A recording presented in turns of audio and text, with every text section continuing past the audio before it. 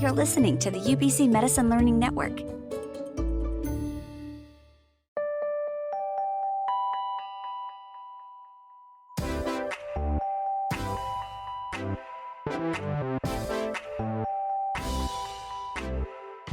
Welcome. You're listening to Metamorphosis, a podcast designed to help medical students navigate their medical careers. My name is Igor, and on today's episode, I'll be speaking with Dr. Byrne, former Chief Innovation Officer for TELUS Health, as well as the co-founder and current medical director for the Wellness Garage, a very unique lifestyle medicine clinic based in White Rock, BC. Thank you so much for joining us, Dr. Byrne. Hi, Igor. Nice to be here. I had the pleasure of working with Dr. Byrne for a few days at his clinic, and I have to say I've never seen a fully equipped gym inside of a medical clinic before coming to the Wellness Garage, so that was definitely a first. So I want to get into your background a little bit in the field of healthcare and business and how you got to where you are now. But before we start, I was hoping you could tell us a little bit about your practice and what you do on a daily basis. Sure. So we run a lifestyle medicine practice, which is really kind of focusing on lifestyle behaviors. It's kind of this recognition that most of what ails people in our society as we get older are chronic diseases that have lifestyle behaviors as their root cause.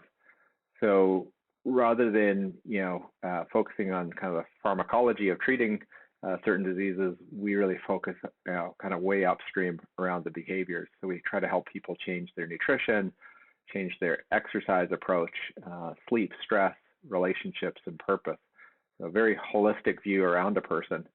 And what we find with that is that people, as they start to make these changes, they see, really good results and they become quite motivated. So it's quite a gratifying practice in that perspective. Awesome. So can you tell us a little bit about how you started your medical journey and then how you got to where you are right now? All right. So this is a bit of a long story. So I graduated way back in 1990 from McGill. Came out and did a rotating internship in BC, and that was back in the days where you could do a rotating internship, get a license, and go practice. So did that, and thought I would actually go back and specialize kind of after doing some locums for a few years.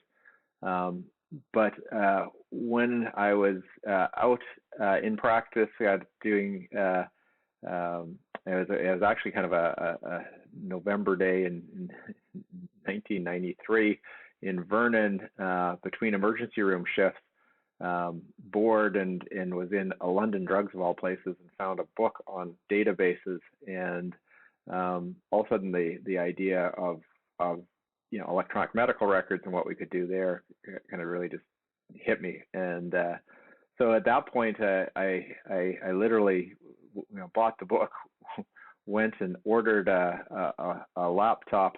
Hadn't owned a computer before, never done anything with computers.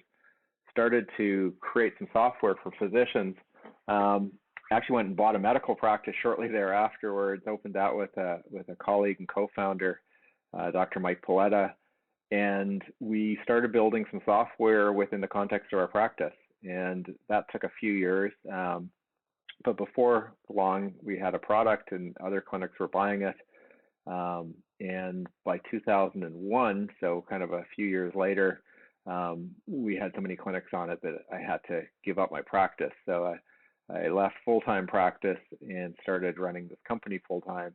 And I guess I always stayed kind of a day a week practicing in just walk-in clinics just to keep my license going and my hand in, but really kind of was full on EMR from 2001 for really kind of until 2018 when we basically formed the Wellness Garage. So it was kind of a very very different path. I remember when my 25th med school reunion came up and I was talking to some colleagues, it was a little bit funny to think that I was kind of working for the phone company. Couldn't really imagine that when I graduated from medical school that you'd ever work for the phone company. But here TELUS was leading digital health company in Canada. So the EMR journey, we built a company. TELUS eventually acquired the company in 2012.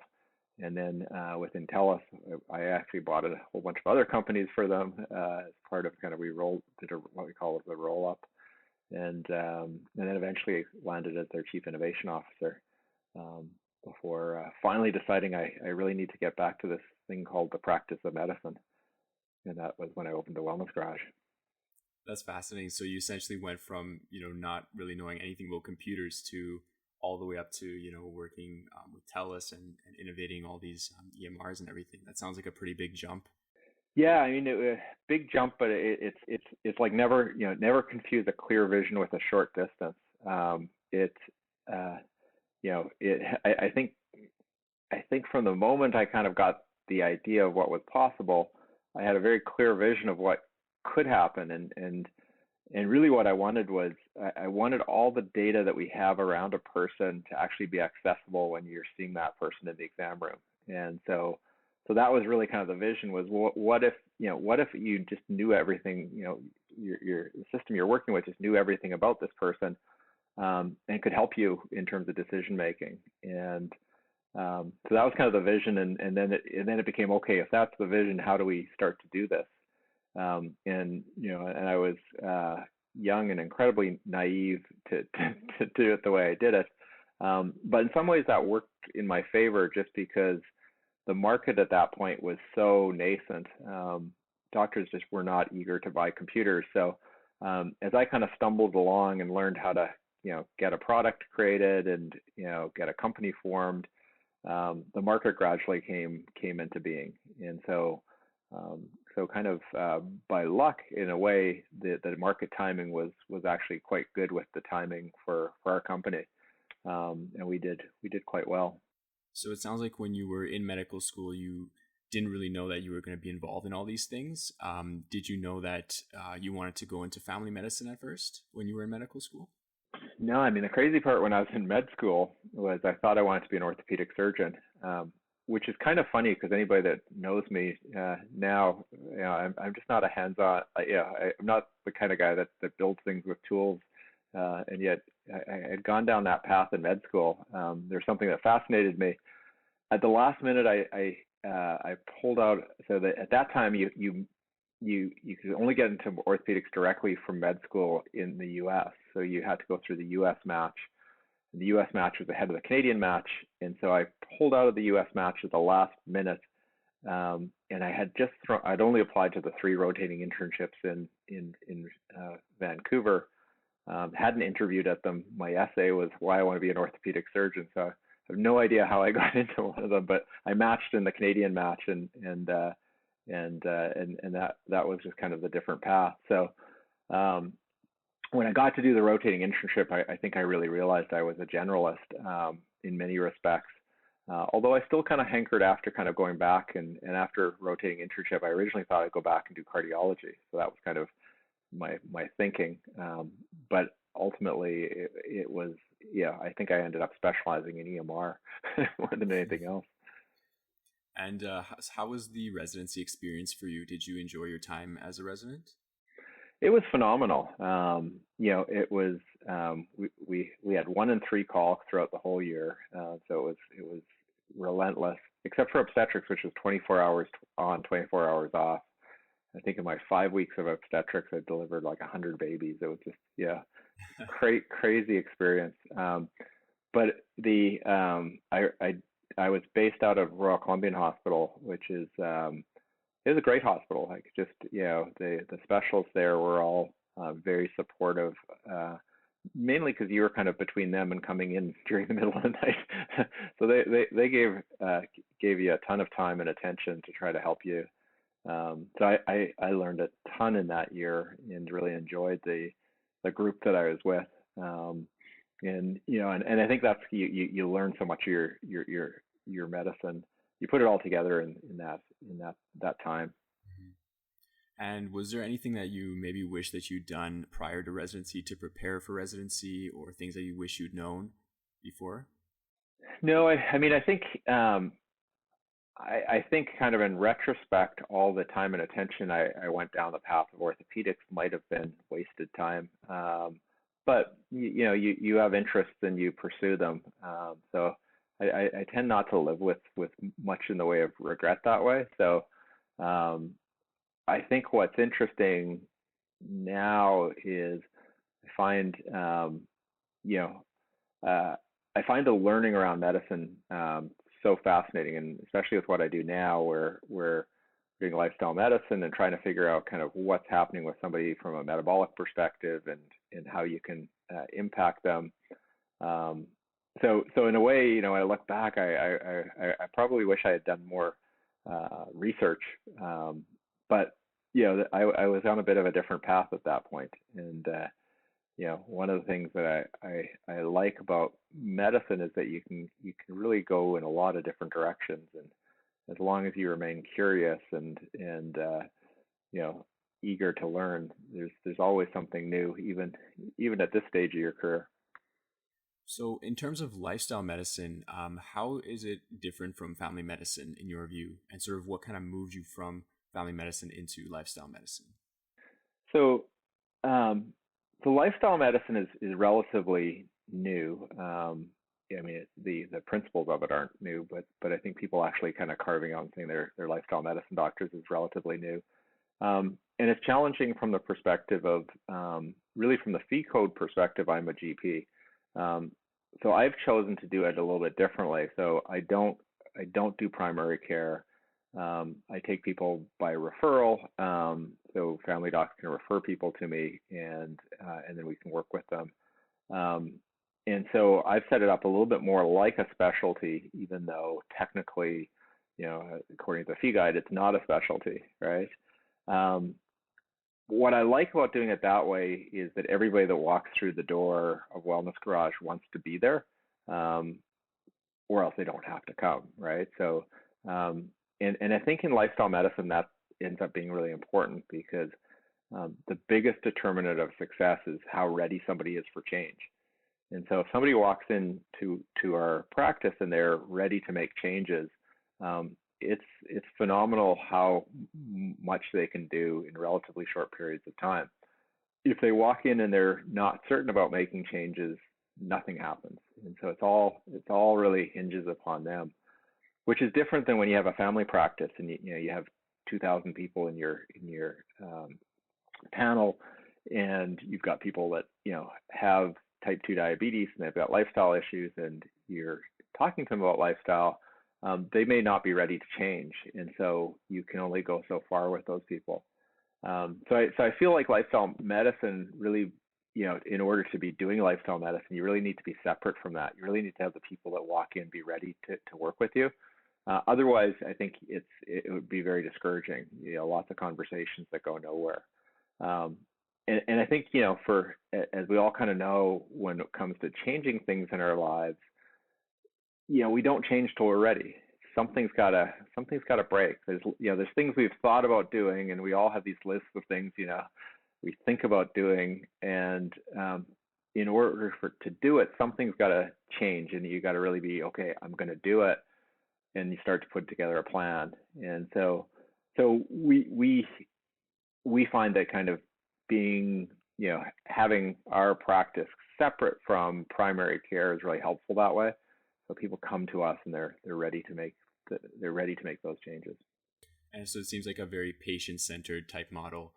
And I suppose that you have more time with your patients than you did maybe as a family physician. Would you say that that's correct? Yeah, and part of that is, we've been figuring out kind of the model for it and how to make it work.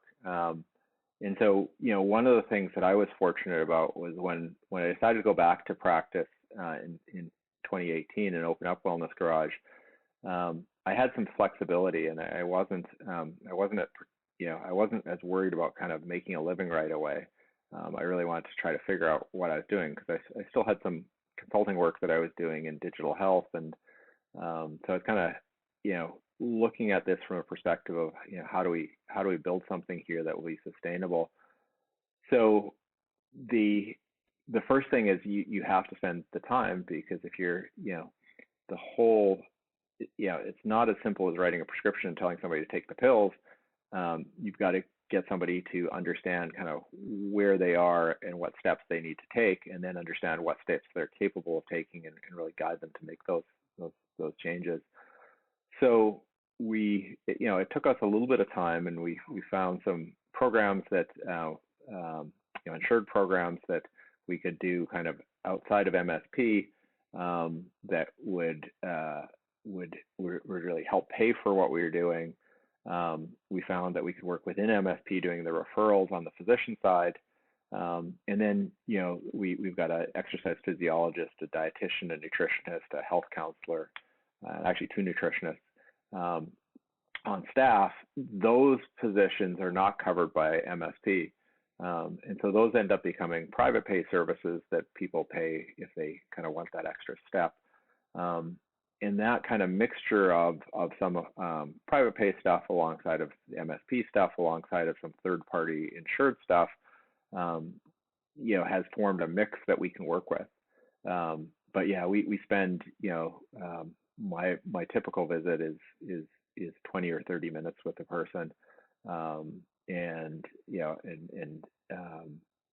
really we try to go through everything with them. And then our health counselor spends an hour on average with people. Our nutritionist, the intake's about an hour, and our exercise physiologist works an hour block. So we'll spend a whole lot more time with people when they're in our programs.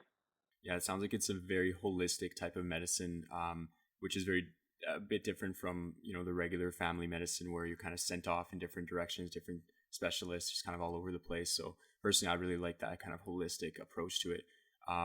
Is there anything that you dislike about lifestyle medicine? No, I mean it's been unbelievably gratifying to do this type of work because it's interesting. So if you see a patient and you let's say you correct their lipid profile by prescribing a statin drug, no one's that excited about it, right? You're not that excited about it. The patient's not really that excited about it. But if you see somebody who you change the way that they eat, and you change the way that they exercise, and you change the way that they sleep, and really you don't do it, you help them do it. But when you do all of that and they make those changes, they come in a different person, and they're so empowered and they're so happy. That's really gratifying, and it rubs off. So no, I think the actual practice is fabulous. I think the challenge for people doing it is trying to figure out what the model is, right? And we've kind of been able to carve out a model in lifestyle medicine. There's a group in Victoria that are specialists that are able to carve out a model. Again, kind of working kind of the fee codes for what you can do with them. We found, under the GP fee codes, the group medical visits are actually really useful, and so we've built a bunch of programs around group medical visits, paired with consultation, that I think really gives us an ability to educate people and help them find the support that they need. And then the other thing we've done is we've created a ton of free content, right? So if you go on our website and our blog, there's just a ton of posts there. We've got guides for eating, we've got guides for exercise, we've got another guide coming out in a couple of weeks around sleep. And again, kind of for us, the information is free, and so we're just trying to have people take the information any way they can, and really kind of what they end up, the only thing that they may end up needing to pay for is extra support. So if they need a nutritionist to help them make the changes, then we've got that on staff. Or if they need an exercise physiologist to teach them how to weight lift, or we've got that on staff. And so that's kind of where kind of the extra services come. So, but yeah, it's a really fun practice. And the challenges are more along the lines of just figuring out where it fits in the in the overall medical system. Mm-hmm. So it sounds like maybe lifestyle medicine is a bit in its early stages. Would you agree with that? Or maybe you see the current state of lifestyle medicine differently in terms of like the opportunities for new physicians to get involved? Yeah, I think as a practice, it's in its early stages, right? I think, there are not many people like me who kind of hung a shingle and just doing lifestyle medicine. There are lots of docs that are doing lifestyle medicine within their primary care, and many have been doing that their whole careers. So there's people that are very grounded in this and very informed around the evidence, because the evidence again isn't new, right? The evidence has been there for a long time. It keeps accumulating, and I think we're really realizing now, when some of us are kind of going full on into this, that if you give lifestyle medicine the same attention that you give other aspects of therapy, you get really good results. And in fact, I think you get more powerful results with this investment than you do kind of just with pharmacotherapy or surgical treatments. So I think that it's something that we're starting to see emerge. I think that as I work with my colleagues, I think we do a service for them in that they, if they're kind of running a busy family practice, it's hard to talk to somebody about their nutrition in a 10-minute visit, and so we can do a lot more with them, and we can teach them a lot more, and then that allows the primary care physician to really feel like they've, as they're working their way through the guidelines, to really feel like they've given lifestyle kind of that full attention. So I think it's emerging as an area, and I think there are definitely, I know when I have the med students through, like yourself, everyone looks at it and enjoys it, and have a few people kind of saying this is kind of what they'd like to do when they come back and graduate. So hopefully we'll start to see more lifestyle medicine. It does seem like a really cool way to run your practice. I'm curious about the work-life balance as well. Is there room for hobbies and family and other non-medicine type things in this field, in this career path? Yeah, I mean, the nothing's an emergency for us, right? Because we're not doing primary care, we're not on call, so there's nothing that's emergent for us. Probably the closest that we come is when we have people in our diabetes reversal who are making big changes and we need to deprescribe their medication. We might get a few kind of texts or emails or calls just with regards to kind of what's happening with their blood sugars, but really there's no emergencies. So it's a kind of a Monday through Friday 9 to 5 type of practice, or you can definitely kind of change your hours a little bit as you seek. So one of the key things, I think, if you're running a lifestyle medicine practice, you kind of have to walk what you talk. So you need to be focused on your own nutrition and exercise and sleep and stress and relationships and purpose. And so that's part of it is having your own practice. And I know that the college lifestyle medicine is quite big in terms of being sure that practitioners are taking that time for themselves. But it comes pretty naturally, especially when you work in a gym. It's staring you in the face. So if you're not working out, no you need to really ask yourself. Yeah, no excuses. Exactly. Yeah, that's awesome. Well, and I think, for you in particular, I think the fact that you can do telehealth with your patients, that probably helps a lot as well in terms of that kind of work life. You can maybe work from home even. And so has the COVID pandemic, I'm curious if that's impacted your practice at all, in what ways? Yeah, so it definitely impacted us kind of right away. We were able to shift a whole bunch of what we do virtually.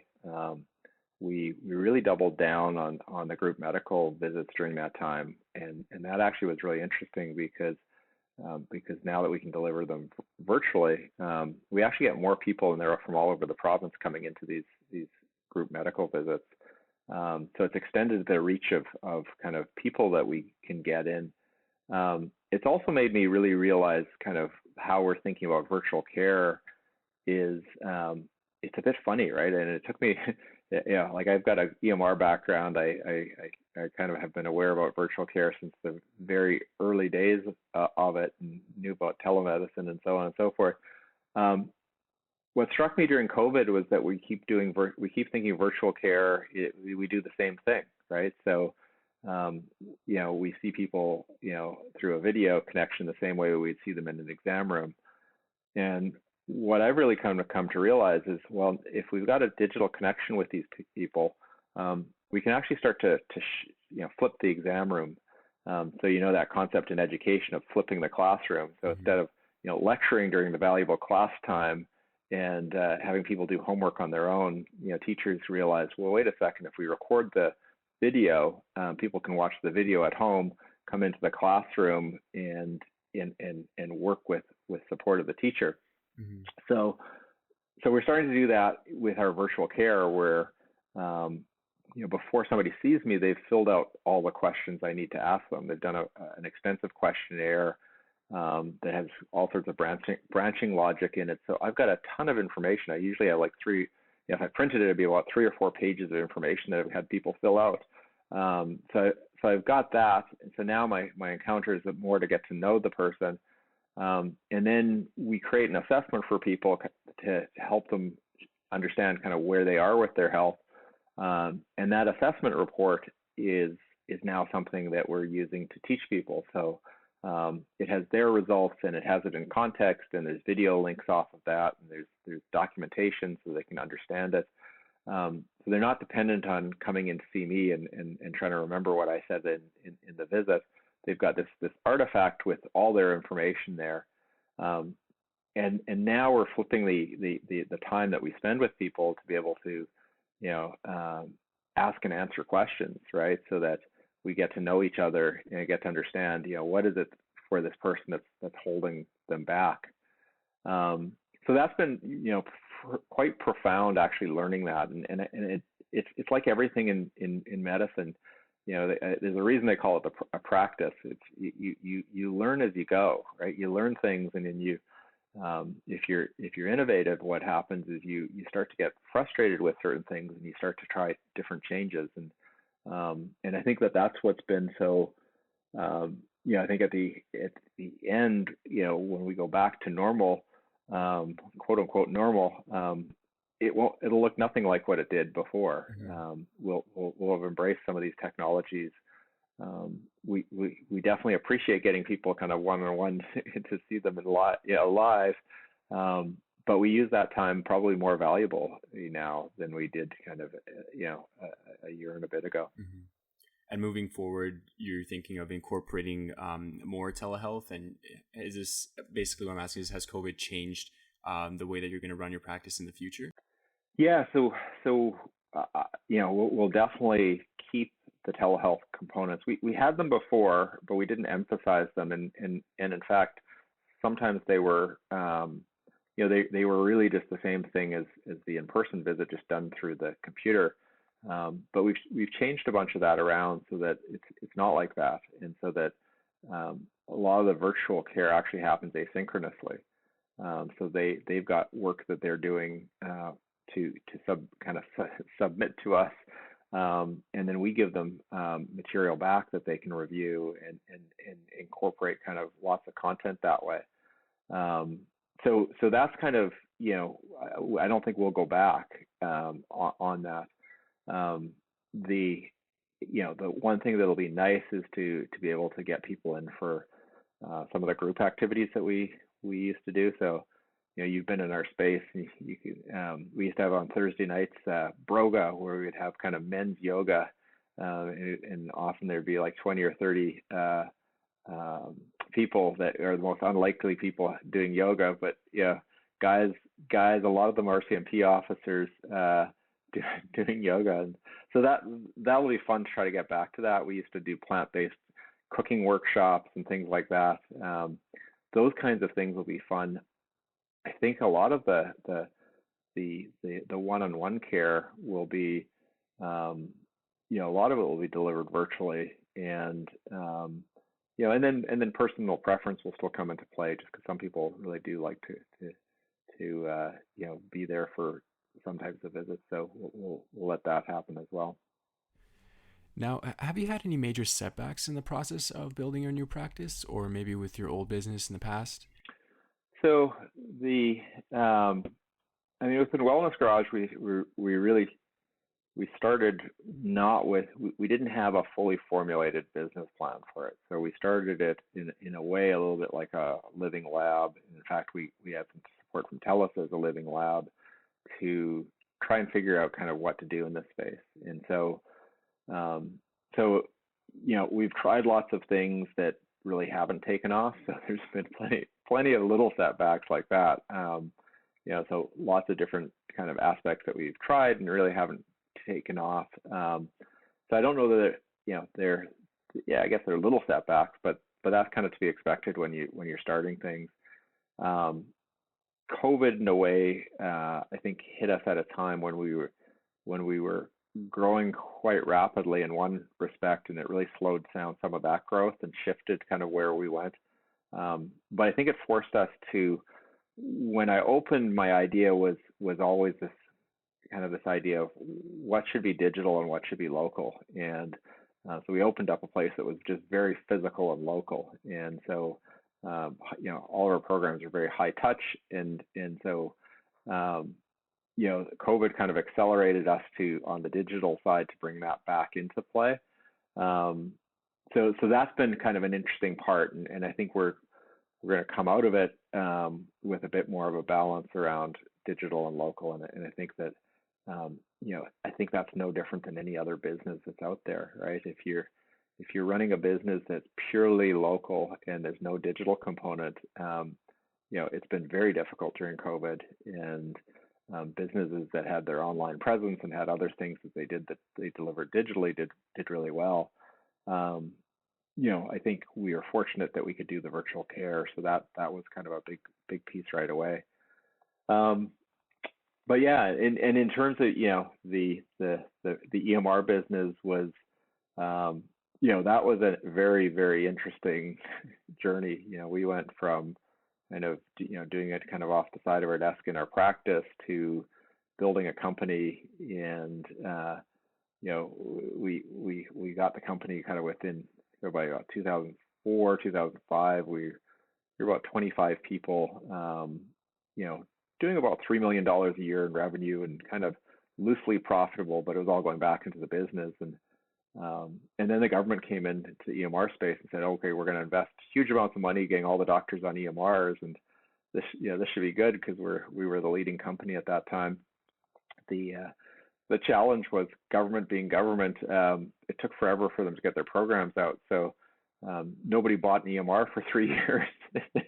So we found ourselves scrambling, and then at the same time they created these big requirements around what the EMRs needed to look like, and they needed to be hosted in data centers. And so we had all sorts of work to do to kind of get our product to the place that it could meet the requirements, and then we had to pass the conformance and be selected in each province. And so yeah, all of my gray hairs, I think, come from that that part of the journey.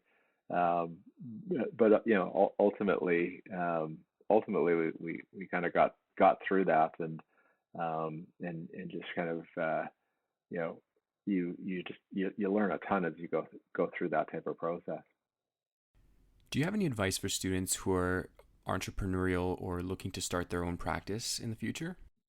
Yeah, I think I think the entrepreneurial journey actually goes pretty well with medicine, and I think we're seeing lots of that now. One of the things that I think makes for I think happy and engaged physicians throughout their careers is when they have kind of things that they're working on with a longer time scale. One of the challenges with medicine is it can feel a little bit like a treadmill where you get on it, you see all your patients during the day, finish your paperwork, and then do the same thing every day. And I think that that's nice because you get closure on things, but I think a lot of us like to have projects that we're working on over longer time frames. And so getting involved with different things different projects or different companies can be a way to do that.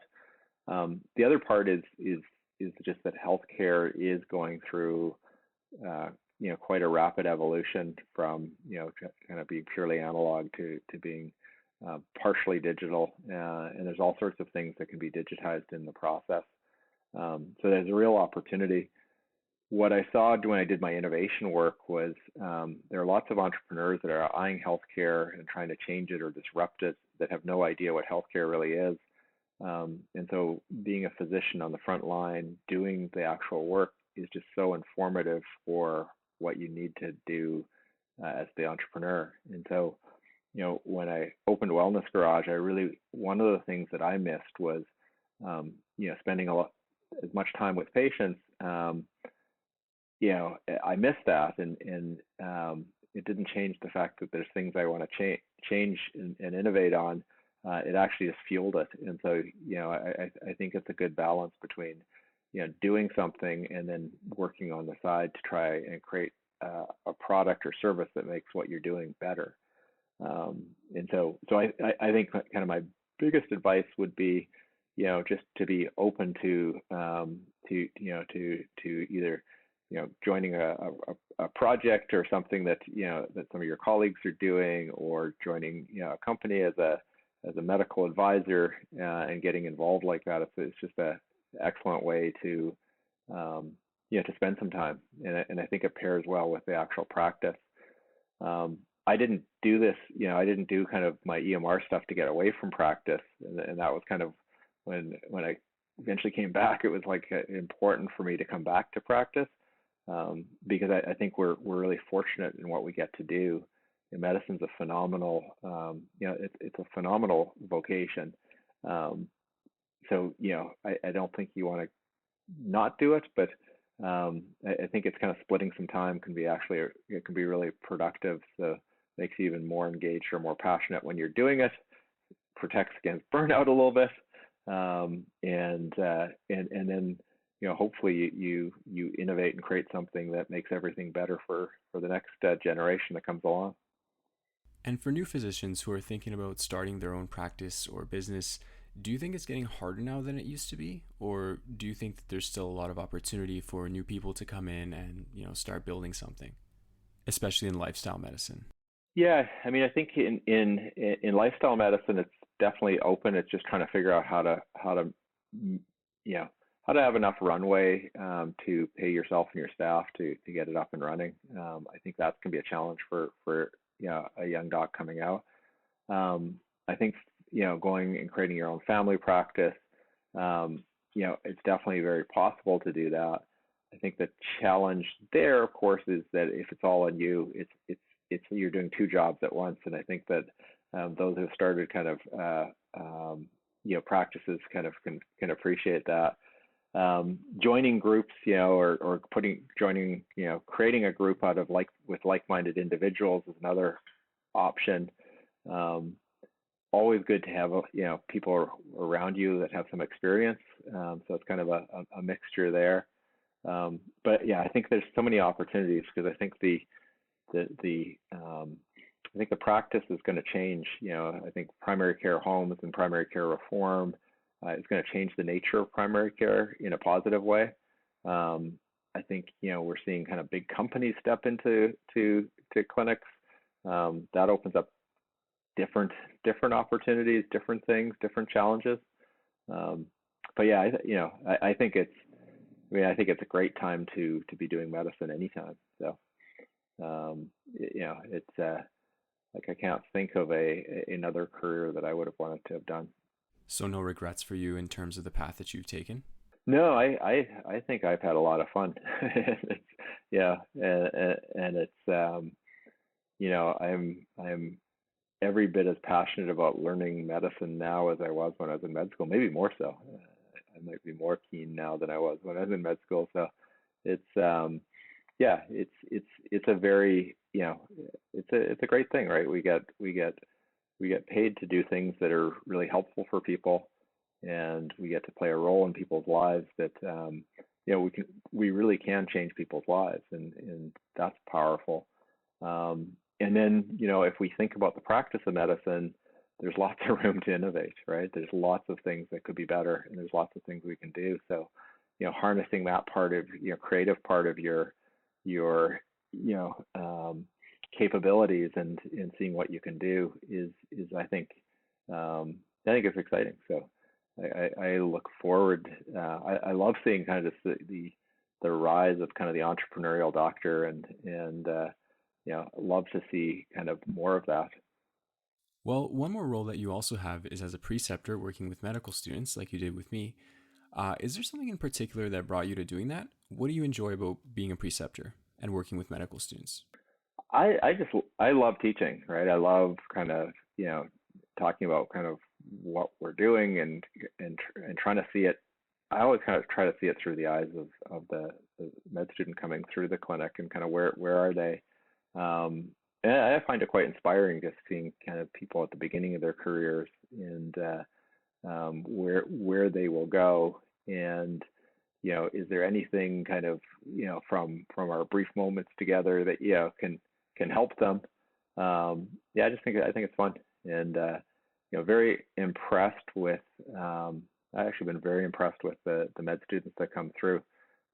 Just really, really thoughtful people, and all sorts of different types of people, and good diversity, and that's just been fun to see. So I think overall I find it fun. Adds some new kind of flavor to the day when there's somebody else kind of there, and I know patients really like it, right? It's patients just love when they see kind of somebody who's at the beginning of their career come through and kind of show the care and attention to them that that maybe they don't always get from the medical system. Well, that's really reassuring to know. I know personally, sometimes it can be really nerve-wracking being around patients and not feeling like you're very comfortable. So it's great to know that at least they enjoy having us there. Is there anything else you'd like to share with students about your practice or about medicine in general? I think that the biggest thing I would say is life is long, and there's going to be many opportunities along the way, and just stay open to them, right? I think sometimes during the kind of the med school days, you're used to jumping through the hoops and kind of getting through the process, and you just want to get done with it. And but really, when you look at kind of the length of careers and the possibilities, it's just stay open to things. And I look back, and I think as I said kind of at the beginning of the podcast, just around when I graduated from med school, like imagine telling me that I was going to work for at that time it would have been like BC Tel or Alberta Tel or Bell. It wouldn't have made sense. Like, it just wouldn't have made sense. And yet now I think there's a fair number of docs graduating that would think, hey, I might go work for TELUS and do some digital health stuff and help them build an app or something like that. So who knows, right? And obviously lots of Silicon Valley companies are getting into this. So there's lots of different opportunities.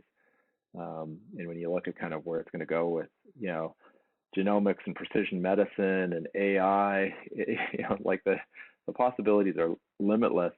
But at the end of the day, I think the thing that's most important is all these services that get created are going to get created by people, and they're going to need to have people that actually understand, what the job is, and the job's to help the patient. And so, bringing that to the technology is hugely important. And so I think, the next generation of docs that are more digitally native than I was will just be that much better to do it. That's awesome. I think you've gotten a lot of people excited about lifestyle medicine and integrating technology into their practice and entrepreneurship. It's all really cool. Thank you so much for being here today, Dr. Byrne. I really appreciate your fantastic insights. Thanks, Igor. This was fun. And thank you all for listening. For more episodes of Metamorphosis, look for us on Spotify, Apple Podcasts, or wherever you get your podcasts. On behalf of the entire Metamorphosis team, we hope you're staying happy, healthy, and safe. See you next time.